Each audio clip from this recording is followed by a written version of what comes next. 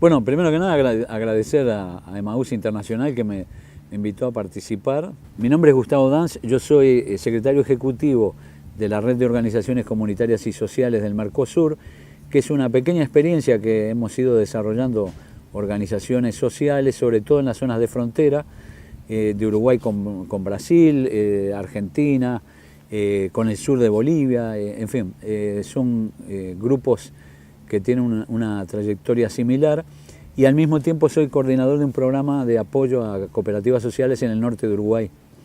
Es en base a eso y a una experiencia ya de 25 años de trabajo social que aquí los amigos consideraron que podía aportar alguna cosa. La construcción de lo que hoy nosotros llamamos América Latina y cómo la abordamos es una construcción del pensamiento europeo del siglo XIX.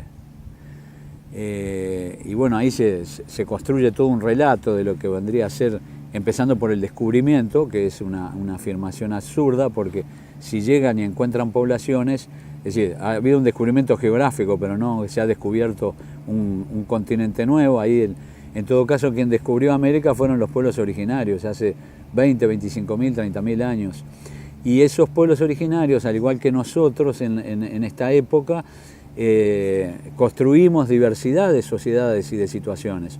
Es decir, en el caso del Valle de México, por ejemplo, y de Perú, donde tenemos agricultura, una organización de la agricultura muy avanzada, que desgraciadamente fue luego destruida para dar lugar a lo que son las grandes construcciones de la minería, la hacienda que se convierte en el latifundio, sobre todo en las colonias de más reciente poblamiento, como es el caso de Venezuela, Cuba y el Río de la Plata, y la plantación, que es una construcción económica de tipo muy avanzado. La plantación es en Brasil y en el sur de Estados Unidos lo que le van a dar forma a un tipo de vínculo con el mercado internacional. Entonces viene la segunda afirmación que me parece importante. América Latina es tempranamente integrada al proceso de desarrollo capitalista, en este caso en su fase comercial, mercantil. Después lo será en su fase industrial y bueno, hoy estamos todos ya en la fase del capitalismo financiero, en fin, todos somos víctimas de esa situación. Pero me parece importante tener en cuenta de que en torno a esa construcción, a esa economía, se construyó una sociedad que era una sociedad estratificada, lo que no es novedad, porque las sociedades indígenas también lo eran. Vamos a decir, los aztecas y los mayas tenían sociedades estratificadas, estaban los sacerdotes, estaba la nobleza y naturalmente el campesinado. La diferencia es que la estructura social de América Latina se apoya en fundamentos raciales, y eso es vigente hasta el día de hoy. Además, con mucha fuerza, porque hay que recordar que, por ejemplo, la mayoría de los colonos europeos, las mujeres no los acompañan en esa empresa. Entonces, ellos terminan haciendo alianzas, por ejemplo, los líderes empiezan a hacer alianzas con sectores de la nobleza indígena, empiezan a crear una nueva sociedad de poder, y después hay un cruzamiento racial impresionante. En eso es realmente maravilloso todo el territorio, ¿no? No las colonias inglesas, porque las colonias inglesas ellos fueron con sus mujeres, los colonos ingleses fueron con sus mujeres, entonces no tuvieron relación, digamos, con los pueblos, con las poblaciones del lugar.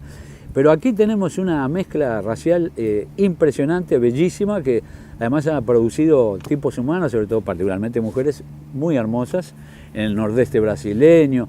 Las pueden encontrar en Panamá, la mezcla de negro, indio, asiático, blanco. Bueno, aquello es... Pero atención, porque ese racismo le puso una barrera, es decir, que aparte de la economía y del poder económico estaba esa diferenciación racial que va a marcar todo el desarrollo de la sociedad latinoamericana hasta nuestros días, porque eso está vigente hoy, no es una cosa del pasado.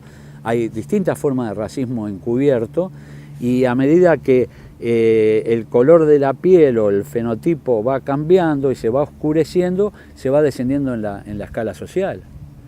Eso se vincula con el otro problema fundamental, es decir, cómo se distribuyó la tierra. Como la tierra estuvo concentrada en las plantaciones y en los latifundios, vamos a tener un campesinado en general muy pobre, que es desplazado hacia las tierras de ningún valor, y además con gran nivel de mestizaje. Entonces son doblemente condenados. Y como dice una mujer brasileña negra, campesina, es triplemente discriminada.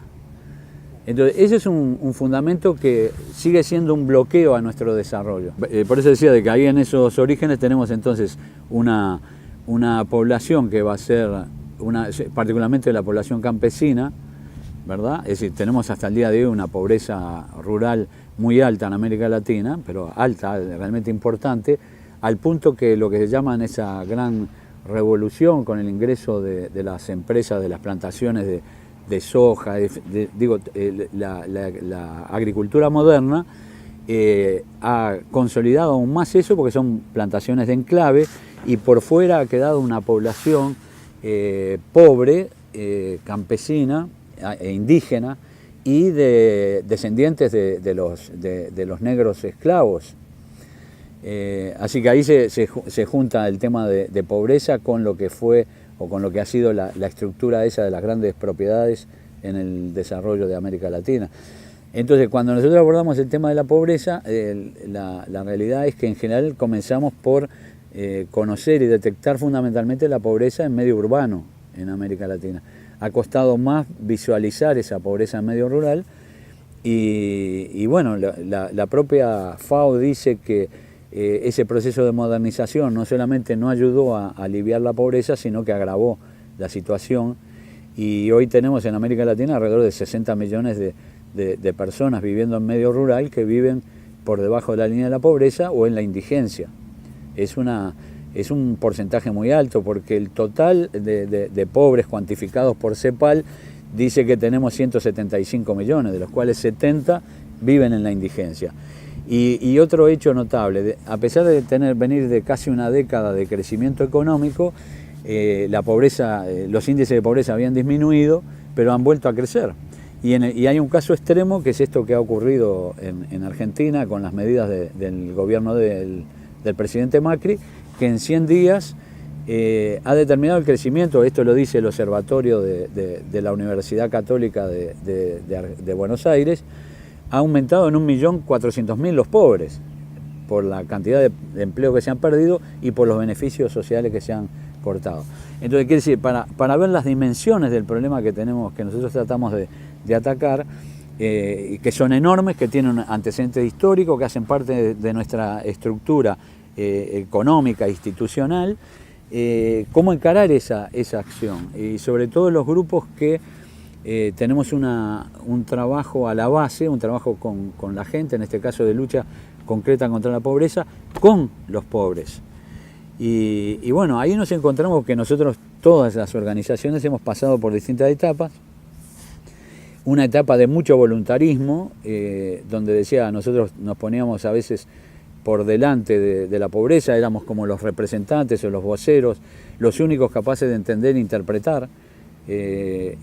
A una etapa más avanzada, donde empezamos a comprender de que la pregunta es: pobres en una sociedad como la nuestra, en principio todos vivimos bajo la amenaza de eso, ¿no? De la pobreza. Y creo que hay cosas que no hemos definido: qué es la pobreza, cómo se genera, cómo se multiplica, más allá de lo que es lo que es característico al capitalismo, que es la concentración de la riqueza, del poder político y del conocimiento. Esa es la lógica del sistema y así funciona. Pero ¿qué es lo que generan determinadas situaciones y cómo las mantienen en el tiempo? No sabemos, porque además no hemos tenido a lo largo de todos estos años, uno de los grandes trabas al desarrollo de América Latina es que América Latina no nos hemos podido pensar a nosotros mismos. Nosotros nos hemos manejado fundamentalmente con las categorías teóricas que nos vienen de la Ilustración, cualquiera sea su vertiente, sea el catolicismo, el liberalismo, el marxismo, pero no ha habido esa apropiación de la teoría y la construcción del conocimiento a partir de nuestras experiencias reales y de nuestras prácticas. Ustedes ven que todos vivimos frenéticamente en un activismo y no nos queda el tiempo para analizar, reflexionar, hacer la crítica de lo que hacemos, de revisar los objetivos que nos fijamos. Y bueno, ese es el esfuerzo que hay que hacer. Y en otro plano yo diría que tenemos que trabajar mucho más allá de nuestras propias organizaciones, en el sentido de participar y colaborar en la creación de articulaciones que efectivamente le den poder a los pobres, le transmitan herramientas para que se organicen y se expresen, porque realmente las dimensiones, el poder que tenemos enfrente que se beneficia con esta situación es muy grande y nosotros necesitamos no solamente confiar en nuestras propias fuerzas, nosotros tenemos que crear las condiciones para que esos actores realmente sean actores de primer plano en esta necesaria confrontación. Y cuando digo confrontación es dar vuelta todas las condiciones en que realmente funcionamos, en las que realmente ocurren las cosas. Lo que veo es que en este contexto cualquier acción, por pequeña que sea, puede llegar a tener incidencia en el conjunto, ¿verdad? Ahora, las repercusiones de la acción del movimiento tienen que ver con su incorporación o su participación en espacios mucho más grandes de articulación. Creo que es eso, que como que uno no tiene que dejarse atrapar por el confort de la vida a la interna del movimiento, porque eso es agradable, uno termina encontrándose con compañeras y compañeros con los que comparte muchas ilusiones, muchas expectativas, muchas tareas, y empieza a desarrollar unos reflejos, una manera de pensar las cosas que no necesariamente ayudan a entender las particularidades de los momentos de los cambios que se van produciendo a nivel de sociedad. Por eso es muy importante la apertura hacia otras instancias, la articulación con otros y en relación a las organizaciones o a los grupos que en estos momentos puedan ser beneficiarios de la acción de MAUS, es eso, es decir, poner más el énfasis que en los asuntos materiales, que son importantes, porque si uno no ayuda a atender algunas cuestiones, tampoco la gente se reúne para nada, ¿no? ¿Verdad? Es decir, viven además en esa urgencia de que hoy quiero todo, necesito todo. Pero eso tiene que ser un elemento de llamada, pero no donde debemos quedarnos. Porque lo que conversamos hace unos minutos, la demanda es infinita y todo es urgente, todo es inmediato. Y nosotros estamos inscritos en un proceso, y en un proceso hay cosas que son urgentes e inmediatas, pero las grandes cosas son de largo plazo, son de mediano y largo plazo. Entonces, para construir hay que construir con otros y hay que construir con esa mirada más alejada de lo que... es decir, decirlo de esta manera, una mirada que vaya más allá de la mirada institucional.